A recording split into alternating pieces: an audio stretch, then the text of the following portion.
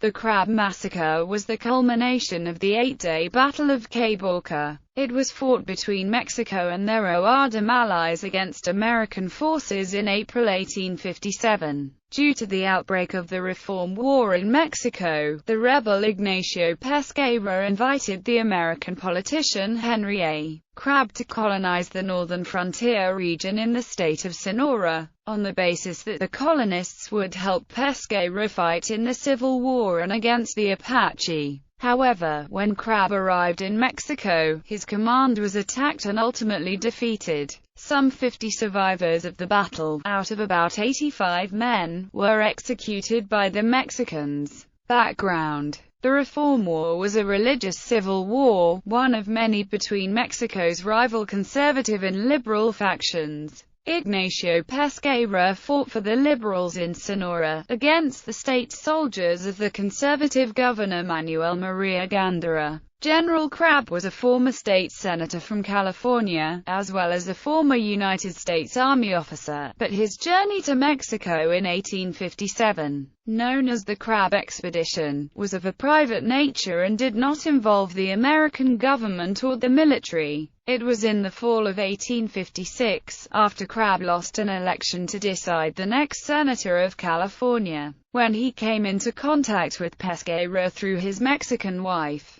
Crabb accepted Pesqueira's offer, who authorized the general to bring 1,000 colonists. But by the time the expedition left for Mexico, the general had recruited only about 100 men. Other volunteers organized to follow Crabb into Sonora either abandoned the march or were attacked by the Mexicans. Starting out from San Diego in January 1857, the expedition went to the lower Colorado River and then entered New Mexico Territory, now Arizona, and headed directly for the Gila River, where they gathered livestock for several weeks. The location of the camp is now known as the Filibusters Camp. In March they went south for the Tucson area to recruit more men. From Tucson the expedition continued further south to Alta, where they would meet with Pesqueira and his rebels. By the time Crabb reached Sonora, the rebels had already defeated Gándara's troops and forced him into exile.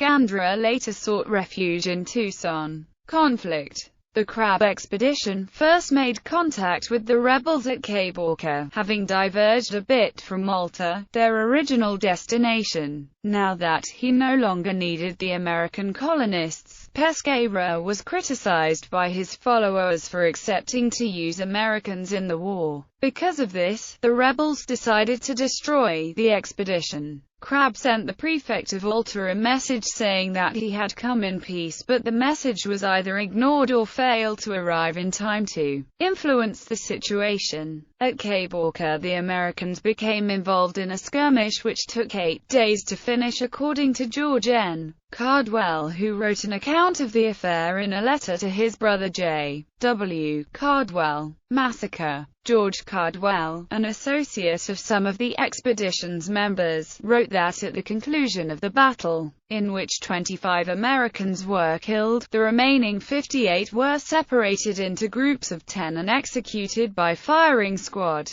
Crabb's men took up positions inside an adobe building, but it was later set on fire by an OADM warrior, forcing their surrender. Cardwell's letter says that 84 Americans were killed in all, including General Crabb, though other accounts say only 41 Americans were killed in the massacre itself, not including those who died during the fighting. In Cardwell's letter, he includes a list of 55 of the Americans who died and says that among them were California's most respectable citizens. Cardwell wrote that the Mexicans lost 200 men out of about 1,500. This number included dozens of OADM. The Mexican commander, Hilario Gabilondo, who had received instructions from Pesqueira to shoot the prisoners, refused to carry out his orders and left with a 14-year-old American boy named Evans. Evans was raised by Gabilondo and later became a Mexican customs inspector at the international border with the United States.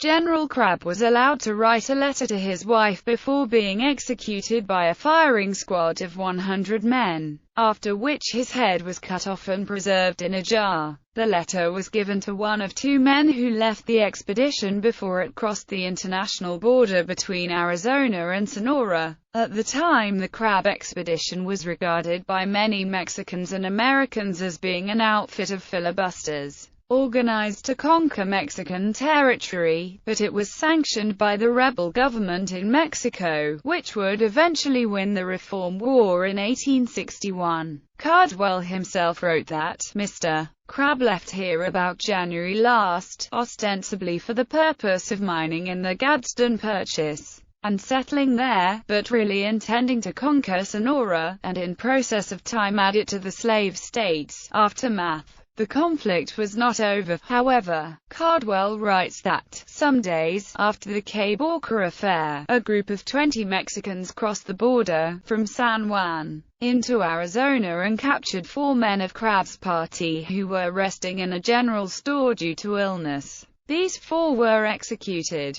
Shortly thereafter, 20 of Crabb's volunteers launched an expedition to relieve General Crabb, led by Major R.N. Wood and Captain Granville Henderson Urey of Tucson. The rescue party was on the Mexican side of the border when about 200 Mexicans attacked them near the location where the 4 sickly men had been captured. After severe fighting, these 20 recruits successfully made it back across the border. A squad of 16 other recruits was not so fortunate, and after crossing the border were intercepted by the same 200 men who had encountered Major Wood and Captain Urey. These men surrendered without a fight but were executed like the others. Of the Americans who participated in the Battle of Caborca, only 1 or 2 men survived, included the 14-year-old Evans. Accounts differ as to the existence of a second survivor. In California and New Mexico Territory, news of the massacre created a clamor for revenge against the Mexicans, but the incident was eventually put aside and forgotten. Sometime later, Gabilondo, who had refused to kill the American colonists, was nearly lynched in Tucson by an angry mob, but survived apparently because of his innocence.